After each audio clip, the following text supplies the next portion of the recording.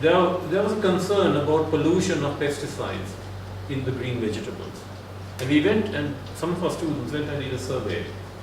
And we found that the beans the farmers pick is dipped into a pesticide solution before it is sold. Why? When the buyer comes, if the buyer sees white spots on the beans, the farmer gets a better price because the shelf life is extended. So we asked the farmer, now do you eat this? We don't touch it. So how do you get your beans? We have a little plot where we don't use pesticides. And this is what the world people in the developing, especially in our country, need.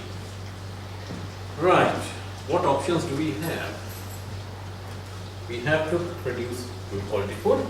Very importantly, maintain soil quality, because this is, in agriculture today, we can go in for hydroponics. But can hydroponics alone or greenhouses produce the food we want? We can't. Can it produce all the wheat? Can it produce the rice? No. We need the soil. Enhance environment, lead healthy lives, recreation, and also develop sustainable food systems and ecosystems.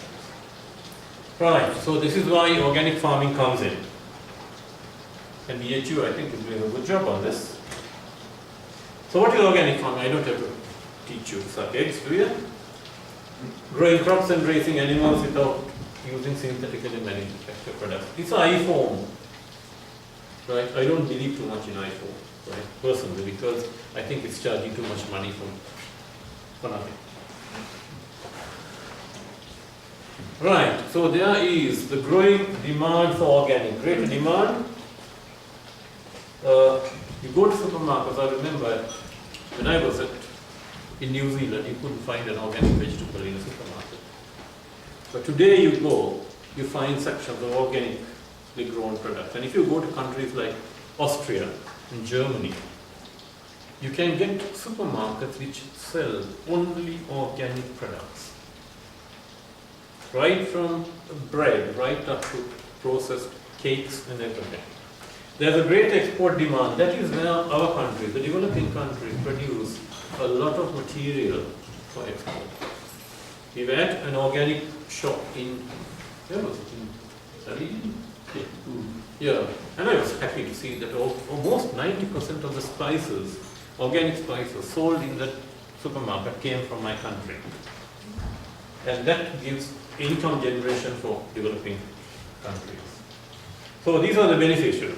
And I don't have to tell you this. Increasing ecological efficiency, lowers land degradation, and a very good paper by Edwards in 2007 show under Ethiopian conditions, difficult conditions, that organic farming on smallholder farming systems, the trial done over about 5 years, show that they can achieve the same yield or even higher with organic farming rather than with conventional farming. And that was a very good paper that I saw in this.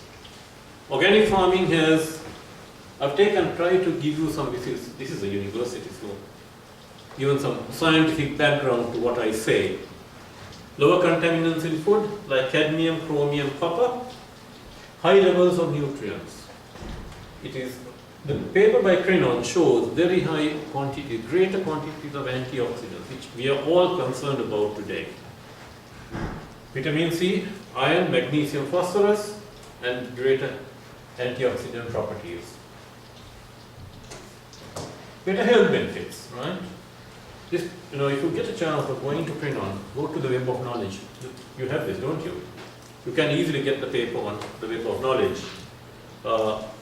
They have done tests to show that organic milk reduces skin allergies and allergies towards milk, and no genetically modified food. We don't know what the genetically modified foods will do, but people are now very cautious about eating genetically modified.